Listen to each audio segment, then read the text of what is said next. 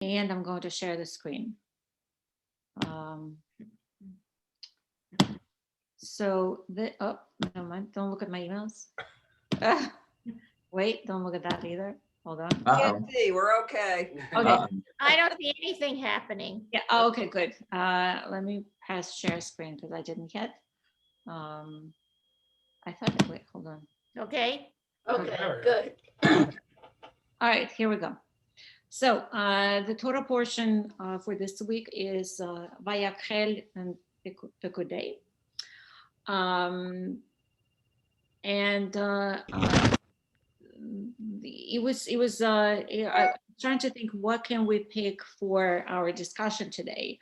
And I wanted to focus also with the help of Sefaria. They had really good material on that. So I wanted to focus on the part where women are asked to bring their mirrors. So we're still talking about Wait, women are asked to bring their what? we're, the mirrors. We're Mirrors, okay. yeah, we're still talking about the adorning of tabernacles. And that, you know, everyone, the Israelites are asked to bring their gold, the silver, whatever they have, the fabric, right, to adorn the tabernacle and the Mishkan and the poles and the place where the altar is and so on and so forth. And so, and the women are asked to bring their mirrors. So we'll have a discussion on that. So the first text is from Exodus 30, 17, 20. If anyone wants to read. Now, I have my questions that I sent to myself. So I'll be using the phone for the questions and not being disrespectful. It's just I have the text that that I need to deliver to you in English on my phone. Okay, so don't mind me. So let me just, before we start reading that, actually also read a paragraph. So in this session, we'll explore the place of beauty and desire within Judaism. Okay, so get ready. There will be some interesting topics for discussion. I hope you're up for that. Labor, copper. So today's discussion begins with the building of Mishkan, like I said, tabernacle, God's dwelling place among the Israelites in the desert and the place of meeting. Mishkan was built primarily using donated materials. During the Torah's discussion of sacred vessels used in the Mishkan, we introduced to the copper laver. Well, laver, how do you say? Laver, laver? Laborer? Labor, I think. Yeah, laver. This water basin was made of copper and used by the priests to wash their hands and feet before they performed their service. So, you know, partially, you know, that in Islam, right, when a Muslim come to the mosque, they're supposed to wash their feet. They took some of this tradition from the priests. Evolution. So this water basin was made of copper and used by the priests to wash their hands and feet before they performed their service. There is an unexpected detail in the description of the raw materials donated to create this copper laver, which was crafted by Bezalel, right? So we have two crafters, and the chief of artisan of the Mishkan, of the tabernacles. Mm. So we're going to read these two passages. Okay, who wants to start? I'll start. Okay. The Lord spoke to Moses, saying, make a laver of copper and a stand of copper for it, washing, and place it between the tent of meeting and the altar. Put water in it and let Aaron and his sons wash their hands and feet in the water drawn from it.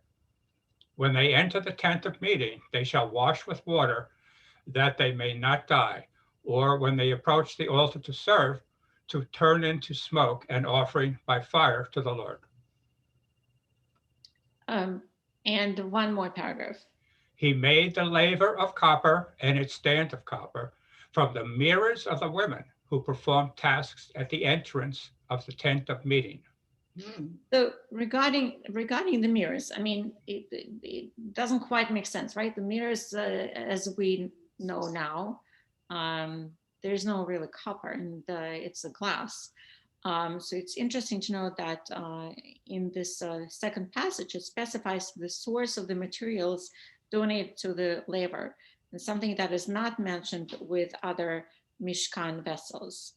So the mirrors in ancient times were not made of glass, but of burnished metal or polished onyx to create a reflective surface. That makes sense. Here's Claudia. Yeah. Yes, so copper, silver, gold, and bronze were beaten into thin sheets and worked to flatness until you could see your face reflected in them. Mhm. Okay, so it's not when we say mirrors in the Torah, we don't mean the modern type of mirrors that we have with glass. Looks like a mirror in a fun house at a carnival. Yeah, sort of like from plastic. Good. Exactly. So question now. Why do you think the Bible mentions, the Torah mentions that the copper came from mirrors? We're made in the image of God. Ah, Putting it out there. I don't know if it has any sense or not, but I figured I mentioned it. Maybe the thought that they should not be worrying or thinking about how they look because they're going to very pray. good. Yes, and that will, yes, Judy, and will come up certainly. Yes, so they don't worry how they look. Very nice. And anyone else? Claudia, welcome aboard. We're discussing the Help a Good Day. Hi, glad to be here. Obviously, I didn't check my mail soon enough today. That's okay. We started like 2 minutes with a text before you joined. So anyone else? Or I'll move to the next question. Well, I have a question. What's women who perform tasks at the entrance of the tent of meeting? That's a very open statement. That, yep, okay, we'll discuss that too. That's a good question. Women who perform. Is the tent of the meeting, Rabbi, where you entered where the priests were? Yes, that was for that. Mhm. Okay. All right, the next question is, does it make a difference from which mirrors the copper came? And why do you think the Torah specifically mentions that the mirrors came from this group of women who performed the task, right? It says the women who performed the task. Maybe if they're performing tasks at the entrance and they had to always be concerned with how they look to please the men who were going in, the message is, don't worry about that anymore. The men need to focus on their service. Yeah, very good. This is also shortly after the whole golden calf incident, right? Right, that's right. We're just past it. Idol made of gold, and this is a way of taking something that's still metallic and turning it into something good rather than idolatry. It's turning it into something functional, not a worship object. That's good. Yep. You're all are so insightful, and I think that soon enough each of you will be able to give sermons. So I'll replace. You're great text interpreters, guys. Is there some way that the women are honored by doing this, by giving up their mirrors? Well, it's certainly a big sacrifice. Yes. Although I must say that I wish I would give up all the mirrors in my house nowadays. No, no. But perhaps it's saying that these women, well, didn't need to look in a mirror, that they were so beautiful no matter what, that the mirror was not important to them. And in that way, I guess it's an honor to them. Yep. So I certainly hear the theme of vanity, right? The willingness to part with an object that would contribute to the thought of how do I look? And like I said, there's certainly I find that it's this particular topic is very it's reflective of, like, how I feel these days. So it certainly teaches you to distance yourself from the vain and the focus on the spiritual. Or they could be so busy that they won't have time to look at themselves, to take care of themselves. They have to take care of other people. Right. It's focused on their inner beauty and contributes the vanity objects to something that contribute to the work of God, like they create a sink in which they wash their hands and their feet before they do their godly work. Yep. Yeah. And I'm throwing in another question. Do you associate mirrors with something positive or negative? And explain why. Depends. It depends on your feelings. Right now, you're associating mirrors with something negative. Other people who are feeling good about themselves and the world might associate it with something positive. The reflection of what you're feeling. Don't forget, we cover mirrors when we're sitting Shiva. Right. Right. So that we distance ourselves again from the. But then if my granddaughter, we happened to pass a mirror and I was holding her up and I said, look, here's Romy, there's Grammy. And so there's a whole different way. She's probably learning who she is. She doesn't know what she looks like. So it's kind of teaching, it's a whole different perspective when you're 18 months old and when you're an adult and you have expectations of what you want to look like. She's too young to have that. It also outwardly, I don't know if outwardly is the right word, but shows how you're feeling about yourself at that point. And Rabbi, you should not dislike mirrors. You look wonderful. Well, now, yes, you should see me in the morning and in the evening. Well, we're all like that in the morning. Are you kidding? Yeah. So in other words, from what Judy had said, I assume what you mean is that mirrors help us to find our identity, right? Yes. And think of the times when we're told to mirror some actions or be a mirror of good actions in the world or reflect on things. It comes up, they can be for good and bad, but sometimes it's a positive. Right. And we should try to be the image of goodness and caring.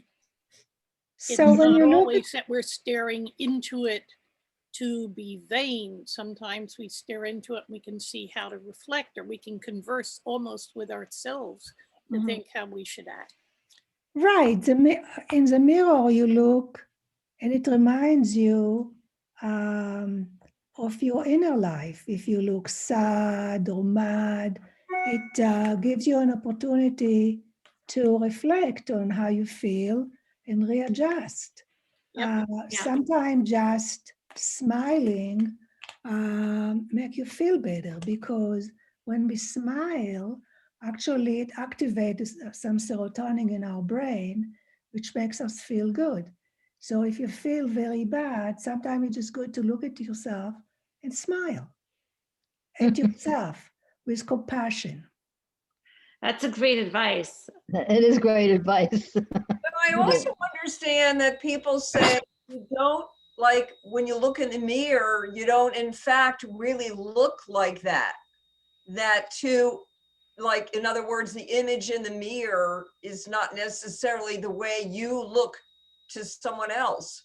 Yes, how people perceive you. Like, sometimes we look, oh my God, and then people say, no, but it's you're too hard on yourself here, right? Yeah. Well, as opposed to seeing yourself in a video, for example. Yeah. You look very different than when you pose in a mirror. Right. because you're making yourself look a certain way. Right. So in other words, it can be both positive and negative, Mhm. but mostly Yes. positive. Some people can enjoy looking at themselves in the mirror. I used to. Yeah. And you will again Yeah, you will. Great. soon. We all never look the same day to day anyway, right? So that's part of And that's part of life, I guess. And I think the mirror can also show us, I was just thinking, that nothing stays the same. I mean, as those of us, you wouldn't know this yet, Rabbi, but those of us who are aging, we look in the mirror because in our mind's eye, at least for me, my mind's eye, I still look like I did 20 years ago. But then I look in the mirror and Different story. it's, Reality check. Arlene, you haven't changed. You look oh, great. thank you. And Rabbi, you look great. All right, so we're done with compliments. Great. Yeah. yeah, well, it is true. It's true. The idea is, but I like what Alana said, that if we smile, the second we smile, oh, here's Yeah. Bob.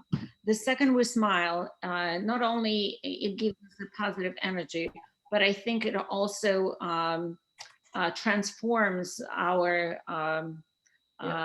facial expression. And therefore, when we become animated, it doesn't matter how we look. The second we become animated, people perceive us also differently than from, a face that doesn't change, right?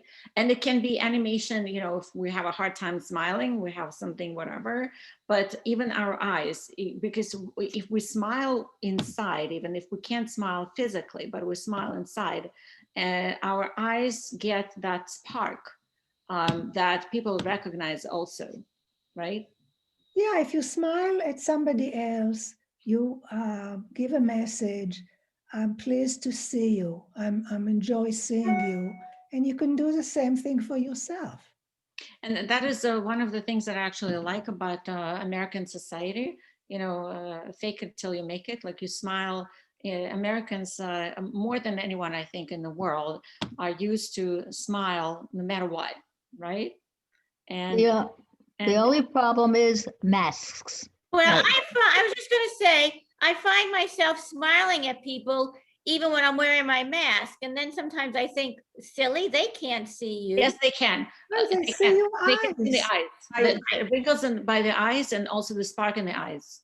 So, wearing the mask hasn't stopped me from smiling at people. Well, it shouldn't. Well, it actually lets me be mad at people when they're doing something and they can't see my face. So all these doctor's appointments when they're late, if they could see my face, they'd know that I'm pissed at them. Talking about eyes, there's a phrase, eyes are the mirror of the soul. Mhm. All right, let's move on. So on that, the copper of the mirrors came from the women who assembled at the entrance of the tent of meeting. Who were these women and why did they donate their mirrors? We don't know. Were their mirrors appropriate for use in the sanctuary? So all these questions rabbis will try to decipher. So let's compare the explanations two commentators offer to address these questions and highlight the potential connection between vanity and holiness. So we're moving to the first the Rashi's interpretation of this passage. Who wants to read? I'll read. Okay. The Israel, okay. Israelitish? Yeah, Israelite. Mhm. Okay. Women possessed mirrors of copper into which they used to look when they adorned themselves. Even these did not hesitate to bring a contribution towards the tabernacle. Now Moses was about to reject them since they were made to pander to their vanity. But the Holy One, blessed be he, said to him, accept them. These are dearer to me than all the other contributions, because through them, the women reared those huge hosts in Egypt. All right, but we're not going to discuss that. And we're first going to read the second paragraph, the second interpretation, and then we'll discuss. So who wants to read the second? I will. Okay. And the reason that the Torah says, okay, Hatzovot. thank you. These crowds of women is because women habitually look in the mirror. Most of the copper or glass every morning to put their headdress into shape. Now amongst the Israelites were certain women dedicated to the service of God who distanced themselves from the worldly desires. They donated their mirrors to the Mishkan, and as they had no further use for beautification, these women would come each day to the entrance of the tent of meeting to pray and to hear the details of the mitzvot. And these clouds near the entrance of the tent are the Hatzovot. referred to in the Torah. Thank you, and thanks, Alana. Okay, so Rashi suggests that there is a deeper cultural history being described. Rashi lived, as you know, in France, right, in the 11th century, and is a very important commentator. For when their husbands were tired, so okay, Moses, why do we have the reference to Moses? There is a midrash about the whole mirror thing. So here's the midrash. For when their husbands were tired, through the crushing labor, they used to bring them food and drink and induce them to eat. Then they would, we're talking about the Israelite women in Egypt, okay, when the Israelites were enslaved. So then they would take the mirrors and each gazed at herself in her mirror together with her husband, saying endearingly to him, "See, I'm handsomer than you." Thus they awakened their husband's affection and subsequently became the mothers of many children. And it was for this reason that the laver was made of them, the mirrors, because it served the purpose of promoting peace between man and wife. So, according to Rashi then, what were the mirrors used for? Procreation. Yeah. Unity and meeting of people. Right.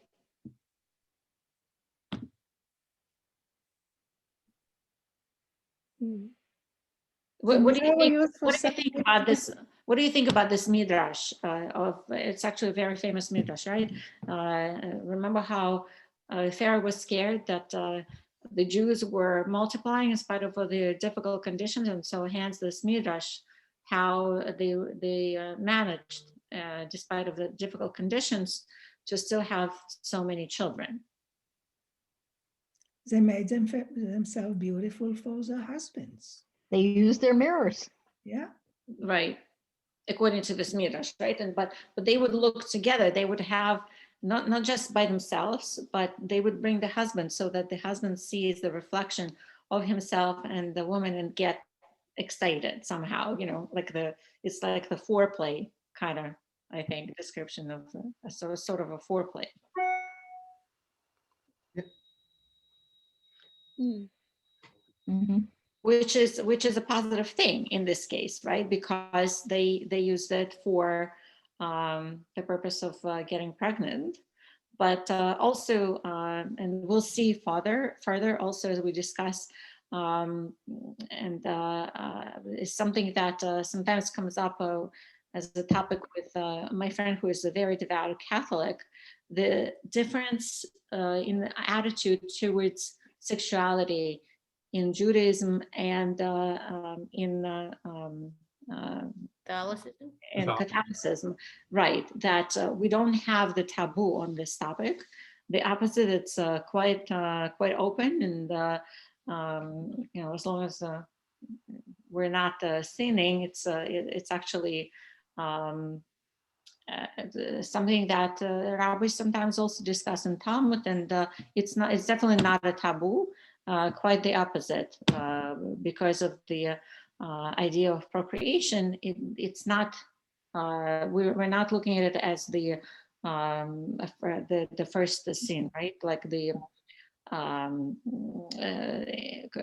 in Christianity, like in Christianity, exactly, there's always the discussion of this sin, because the apple is like a symbol of the forbidden sexual relationship, sort of, right? Somehow that is cultural too, based on, we come from different roots in the Middle East, and Europe was a different cultural environment in a lot of ways. And also, I don't know if within Christianity, there was always the concern about being enough people to carry on. Whereas in Judaism, one of the things, the procreation is important so that there will always be Jews in the world. True.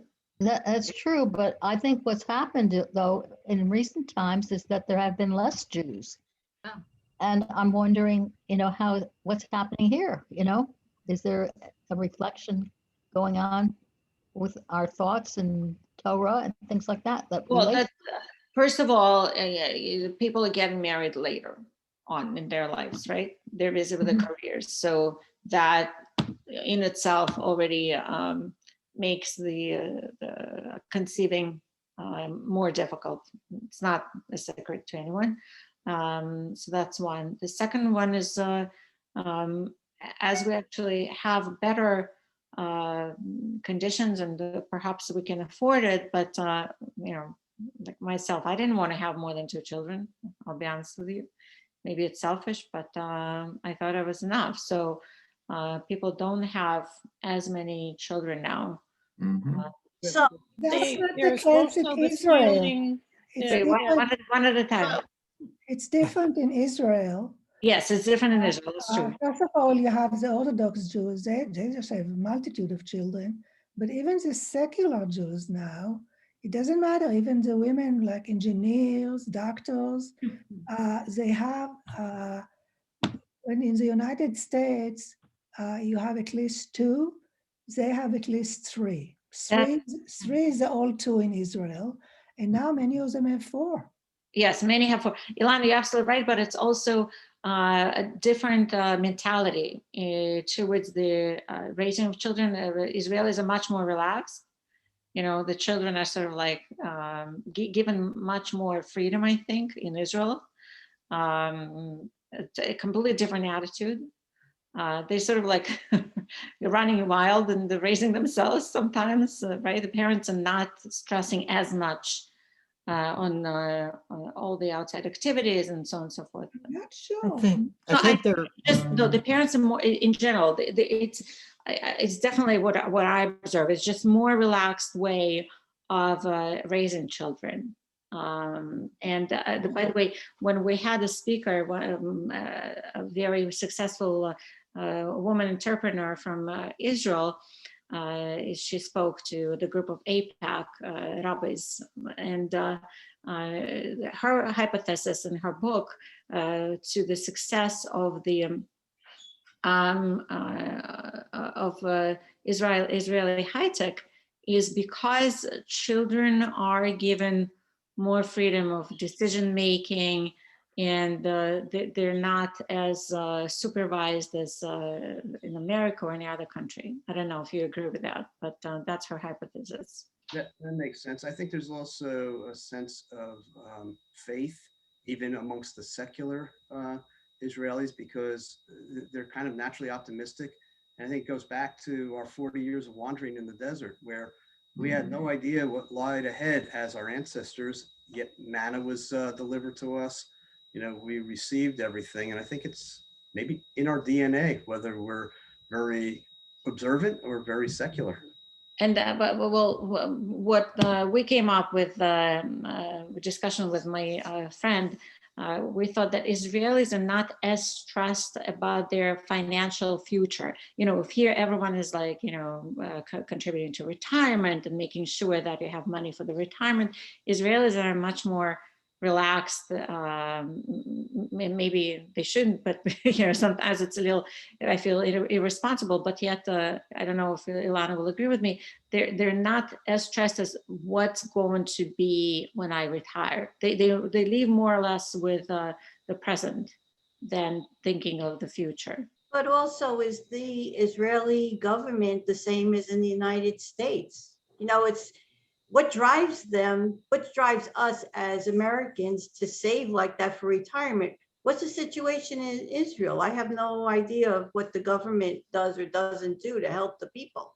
No, I mean, they can still have the savings. It's just I think Israelis culturally is just not really big into savings for the future. Well, the family and extended family that we have in Israel said what you kind of said before, they live more in the present day. Right. Partly because they never knew if there would be a tomorrow. Exactly.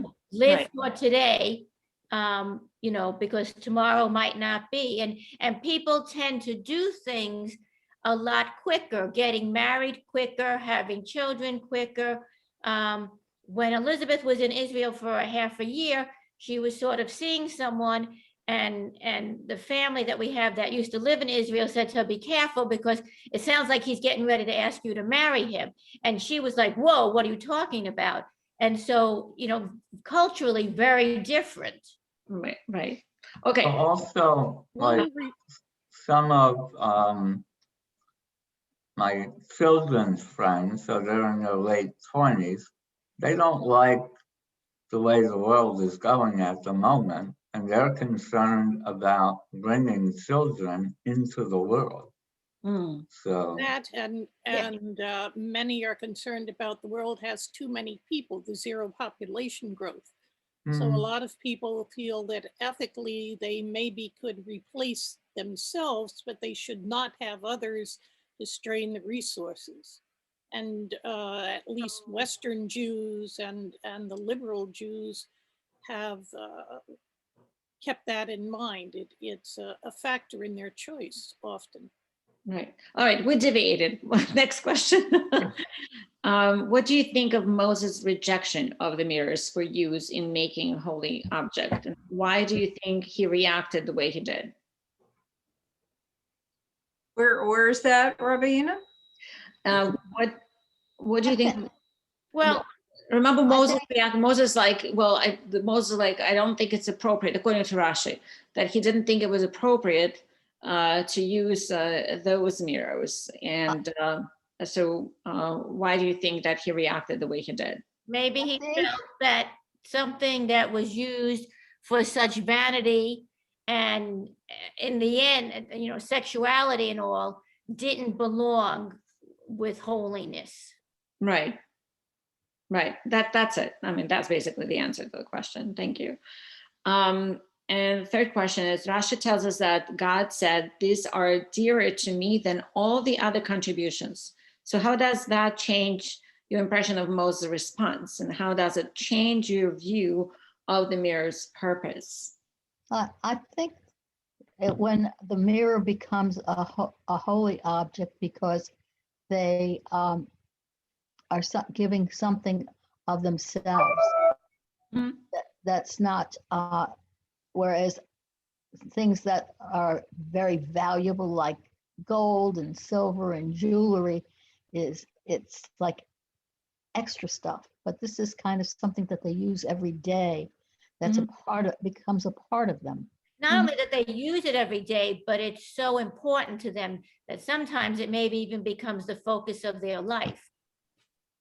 And they're willing to give up something that's really, really important. How about, remember, we have the phrase that we were created in the image of God, B'Tselem Elohim. And so when we look in the mirror, in a way, we also see God. We don't know really how God looks, but we want to hope that since we all are created in the image of God, there is something of God in us. And so by giving the mirrors, it's like giving some of part of us back. Is this far-fetched? I just came up with it. Possible. Okay. It's an Go interesting with that. So for God, in other words, for God is pleasing. God is okay with it. Moses is not, but God is okay with it. I think it's also like two people who want to donate something, and you have the ultra billionaire who donates $5,000, and you have the man on the street who can barely afford to feed himself and donates $1. The dollar is so much more meaningful than the Widows might. Yeah, perhaps they were asked because they had nothing else, and that was their only valuable possession, right? Yeah, what else did women give? Right. Okay, next one. Consider Rasha's story of the mirror's purpose in Egypt. What does this tell us about the function of beauty?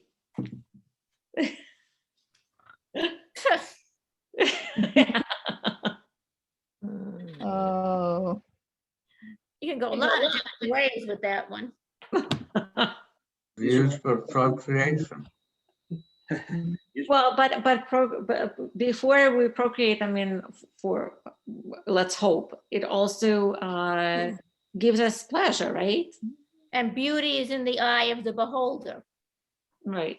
Let's not deny the fact that it sort of also helps, right, to get to enjoy ourselves before before women get pregnant. So nothing wrong with that. I mean, everything was created by God with a certain purpose. So we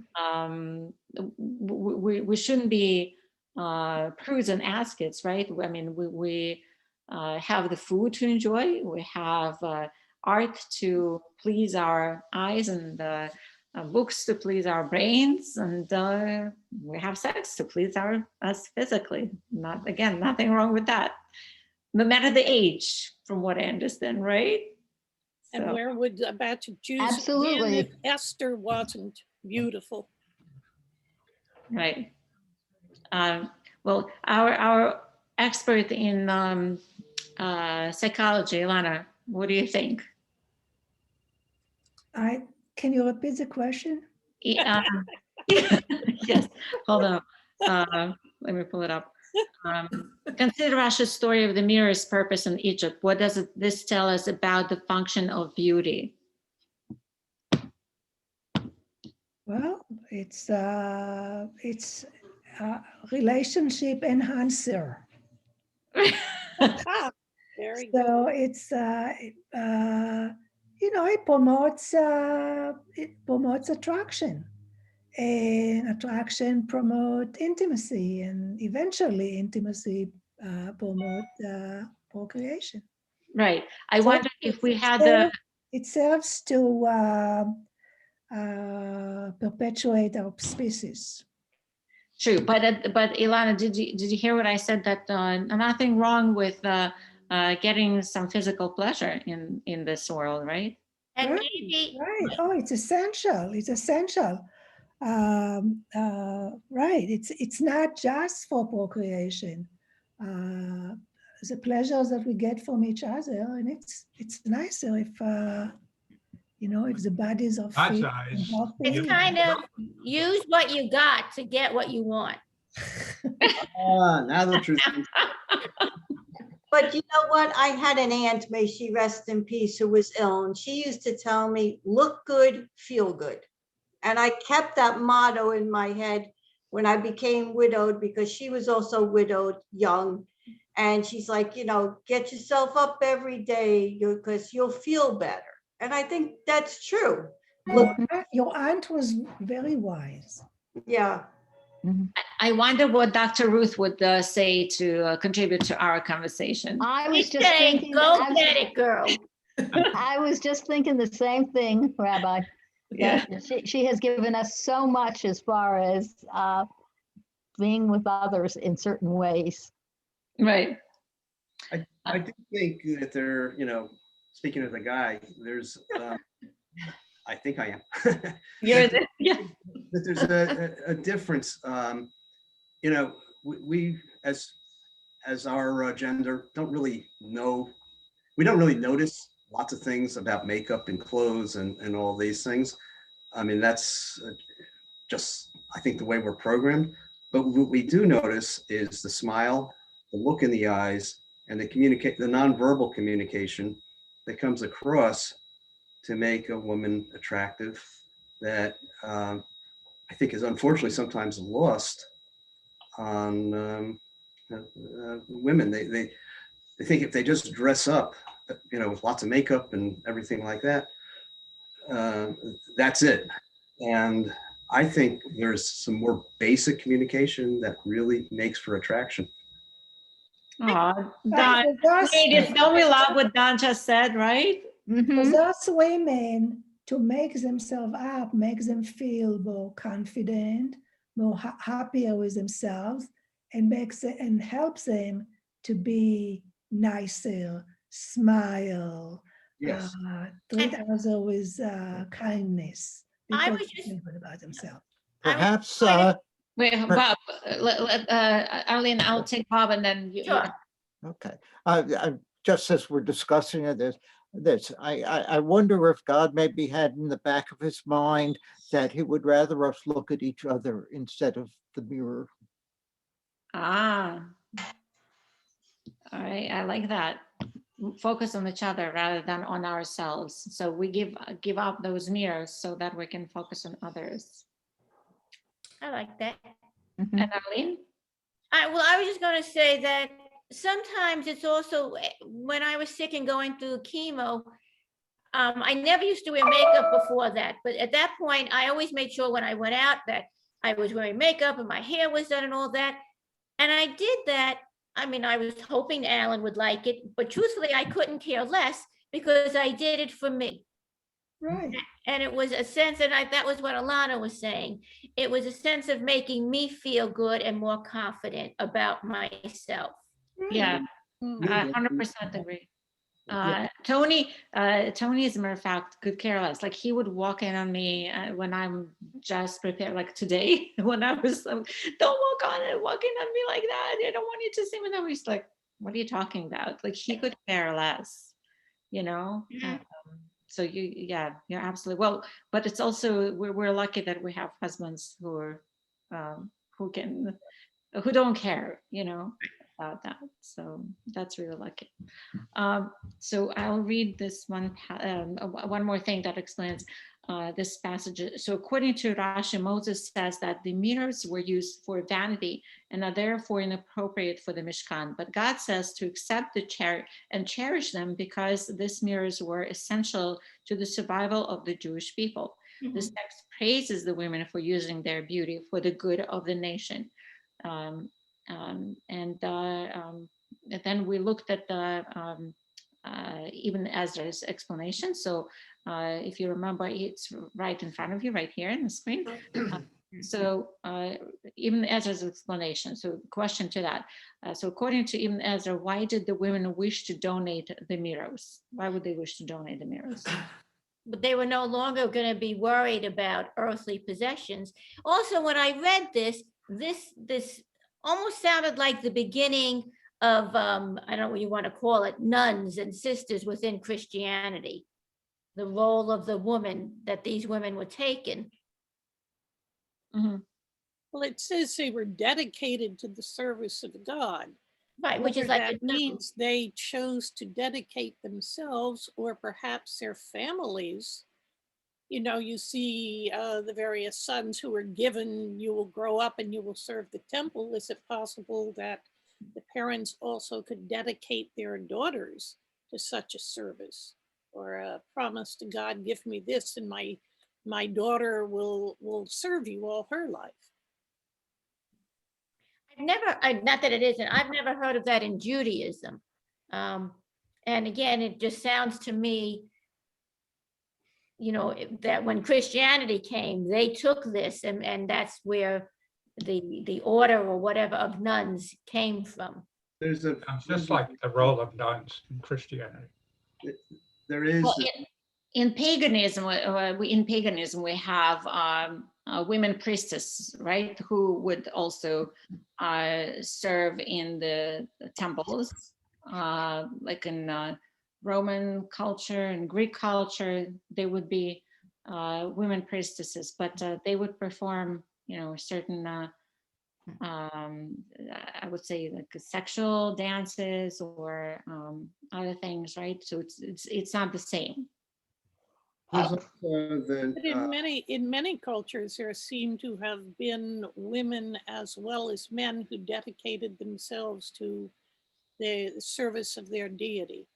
Right. Kind of sacrifice one of the basic urges was regarded as being more holy if you had given up this great desire and childbearing, to give those urges, to divert it into a passion for the holy instead of the worldly. there is a male version of that with the Nazarite, again, told in the Torah, for men who feel so compelled to withdraw from society, and in essence, go into like a monastery type of life. But it's also not overly respected, because when they come out of that, they have to offer a sin offering. And, you know, it's like they pull themselves away from the community, from the nation, and, you know, for their own needs. And I think, you know, the role of women here was to enhance the community, not to just withdraw from the community. And I think that's a beautiful thing. Very good. So how do you think the two interpretations compare and differ, Rashi and Ibn Ezra? And that would be the last question. I think clearly Ibn Ezra was not married and had no daughters, but the essence, part of the essence of this part of the Exodus is the passion with which the whole community brought gifts to the fact that Moses had to shut them down.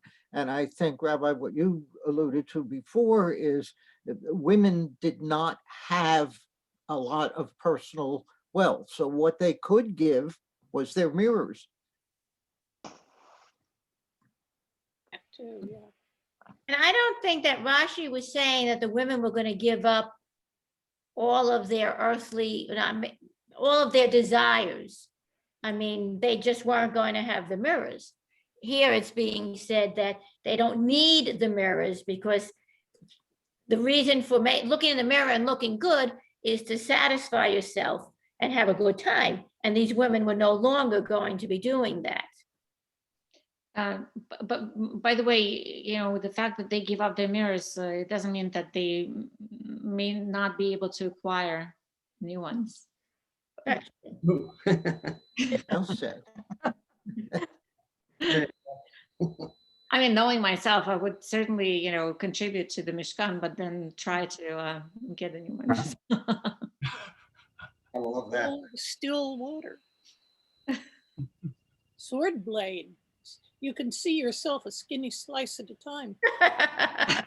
Some of us, that might be better. Oh, look how much weight I've lost.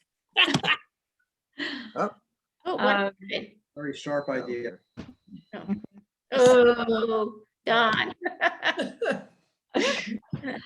So, all right, everybody, thank you so much for joining. I just want to jump on the meeting with clergy. We haven't seen each other for a long time. I really appreciate our time together. And like I said, maybe in a month, we'll try and arrange something so that we can meet in person. Maybe as it gets warmer, we could even meet outside in the parking lot at the temple. We could. And we have one more, right, before the Passover, I think. I don't know. I'm not looking at my calendar. Do you have a virtual Haggadah? I can look for one. Would you please? Yeah, I mean, I really appreciate it. Yeah, but you can Google too. Actually, last year I have to look. Mary Newman had a good suggestion on Haggadah last year, so I'll ask her to if I don't find it. Yeah, I will share it with you. I think the women's group said that they have something there. That's yeah, but that's a women Haggadah. Oh, it's the women's. It's different. That's Okay. If you're in a hurry, you can go. There's a 2-minute Haggadah, and I think there's a 5-minute Haggadah. In fact, I think last year, Eric and I used one of those, and we weren't going to be able to get together with family. It didn't seem like Passover, but I went ahead and made the ritual stuff. And it turned into a very interesting evening because we went off on it was very curtailed. I mean, it was like a Reader's Digest of Reader's Digest. Yeah, I recall now. I used one in our second Seder. Remember, I did the second virtual Seder. So I'll get That's one. what I'm asking. You had one last year and I can't find it. So I'll find it for you. Well, take care, everybody. I'm going to get some sunshine. We have one more. We have one more, I think, before Passover, if God willing. Everyone is feeling well, so we'll get together on the 24th. Okay. Okay, great. Take Thank you. care. Be safe, everybody. Bye-bye. Very well.